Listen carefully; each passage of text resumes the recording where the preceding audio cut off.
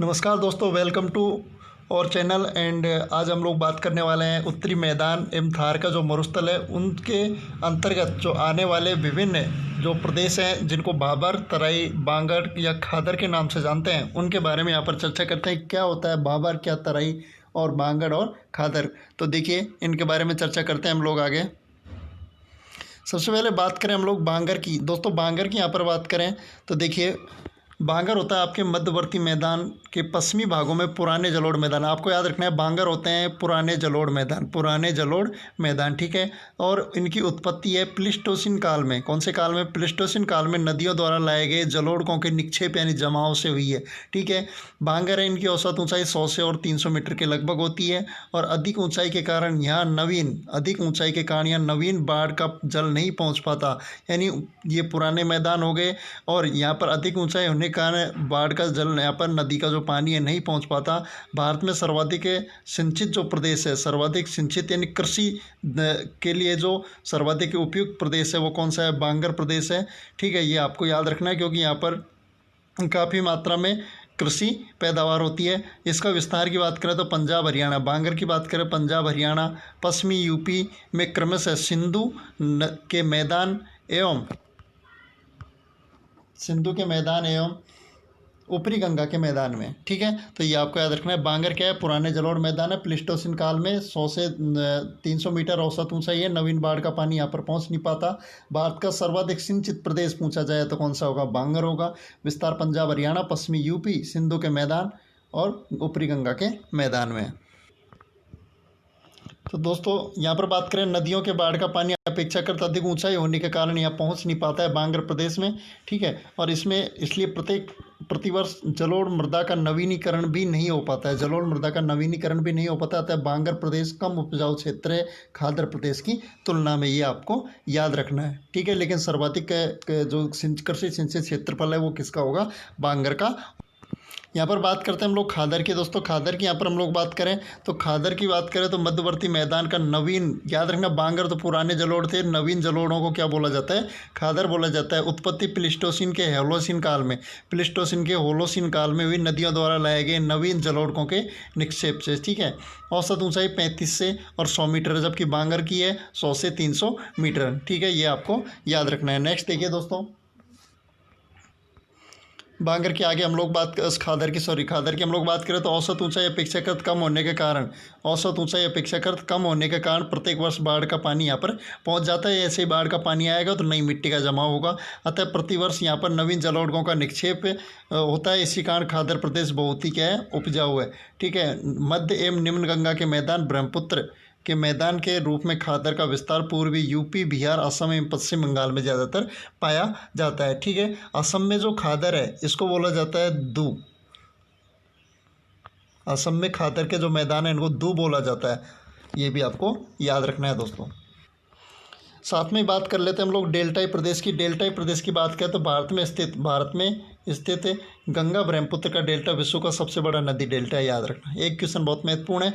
इस डेल्टा के ऊंचे उठे हुए भाग को चार और जल युक्त गहरे भाग को बील कहा जाता है। बहुत महत्वपूर्ण है, इंपॉर्टेंट है दोस्तों, ठीक है। जो आपका डेल्टाई प्रदेश है, डेल्टाई प्रदेश के अंतर्गत हम लोग बात करें तो ऊंचे उठे हुए भाग को चार और जलयुक्त गहरे भाग को बील कहते हैं। चार में मानव बस्तियां जबकि बील में मछली पालन होता है, याद रखना। चार में मानव बस्तियां रहती है जबकि बील है, इसमें क्या किया जाता है? मछली पालन किया जाता है। भारत का सबसे बड़ा डेल्टा गंगा ब्रह्मपुत्र का डेल्टा है। इस डेल्टा के ऊंचे उठे भाग को चार तथा जलयुक्त गहरे भाग को बील कहा जाता है, याद रखना, ठीक है। चार के अंदर मानव बस्तियां रहती है जबकि बील में मछली पालन किया जाता है। तो ये बहुत महत्वपूर्ण है, आपको याद रखना। यहाँ पर बात करें दोस्तों हम लोग भाबर के बारे में, तो भाबर की यहाँ पर बात करें तो मध्यवर्ती मैदान के उत्तरी हिमालय में संलग्न जो क्षेत्र है उसको कहा जाता है भाबर। कंकड़ पत्थरयुक्त संरचना का प्रदेश, याद रखना, बहुत महत्वपूर्ण है लाइन। कंकड़ पत्थरयुक्त संरचना का ये प्रदेश है। उत्पत्ति प्लीस्टोसिन काल में। कौन से काल में? प्लीस्टोसिन काल में हिमालय हिमालय की नदियों द्वारा लाए गए कंकड़ पत्थरों के निक्षेप से हुई है। यहाँ नदियों का जल अस्थायी रूप से क्या हो जाता है, विलुप्त। ये बहुत महत्वपूर्ण लाइन है, इसको याद रखना कि नदियाँ कहाँ विलुप्त रहती हैं, यानी नदियों का जल दृश्य अदृश्य कहाँ रहता है, तो भाबर के अंदर। कहाँ रहता है, भाबर के अंदर विस्तार सिंधु नदी से लेकर तीस्ता नदी तक। ये भी बहुत महत्वपूर्ण है, इसको भी आपको याद रखना है दोस्तों। ठीक है, तो ये कंकड़ पत्थरों युक्त मैदान है। प्लेस्टोसीन काल में हिमालय की नदियों लाए गए कंकड़ पत्थरों से इनका निर्माण हुआ है और यहाँ नदियों का जल अस्थायी रूप से विलुप्त होता है। विस्तार सिंधु से लेकर तीस्ता नदी तक इनका पाया जाता है। इस डायग्राम से समझिए दोस्तों, देखिए इस प्रकार से ये हमारा हिमालय है। ठीक है, हिमालय से जैसे ही थोड़ा नीचे आएंगे उसके पाद क्षेत्र में, तो वहाँ पर क्या होगा कि कंकड़ पत्थर काफ़ी मात्रा में होंगे। तो इसमें जैसे ही जल आएगा तो यहाँ पर नदी है, तो भाबर क्षेत्र है, इसमें नदियाँ अदृश्य हो जाएंगी। फिर यहाँ पर हल्की जो दलदलीय मैदान आएंगे आगे जाके, जिनको तराई कहेंगे, तो यहाँ पर नदियाँ पुनः दृश्य हो जाती है। फिर नदियों द्वारा जो जमाई गई पुराने जो जलोढ़ मैदान है, इनको क्या कहेंगे, ऊँचे जो है उनको बांगर, और नदी घाटी के जो समांतर है जहाँ प्रतिवर्ष बाढ़ का पानी आता है उसको क्या कहेंगे, खादर कहेंगे। तो आई होप आपको ये समझ में आ गया होगा। नेक्स्ट देखिए दोस्तों, आगे बात करते हैं हम लोग तराई के बारे में। तराई के बारे में बात करें तो भाबर प्रदेश के दक्षिण में 10 से 15 किलोमीटर, भाबर प्रदेश के दक्षिण में 10 से 15 किलोमीटर की सकरी पट्टी वाली दलदल युक्त संरचना, ये एलडीसी में आया हुआ प्रश्न है, याद रखना। तराई होते हैं तो दलदल युक्त संरचना का प्रदेश है तराई, याद रखना। भाबर प्रदेश में लुप्त होने वाली नदियाँ, भाबर प्रदेश में लुप्त होने वाली नदियाँ सतह पर पुनः क्या हो जाती हैं, प्रकट हो जाती हैं। ठीक है, जैसे ही भाबर के अंदर नदियाँ कंकड़ पत्थरों में विलुप्त रहती हैं, तो जैसे ही वो सतह पर आती हैं तो तराई में, याद रखना कि नदियाँ पुनः कहाँ प्रकट होती हैं, तराई में, और नदियाँ अदृश्य कहाँ होती है, भाबर में। ठीक है, यह प्रदेश कृषि के लिए अधिक उपयुक्त नहीं है। ठीक है, याद रखना। लेकिन वर्तमान में कई क्षेत्रों में कुशल जल प्रबंधन, मृदा प्रबंधन द्वारा चावल और जूट की यहाँ पर खेती की जा रही है। ठीक है, आगे देखिए,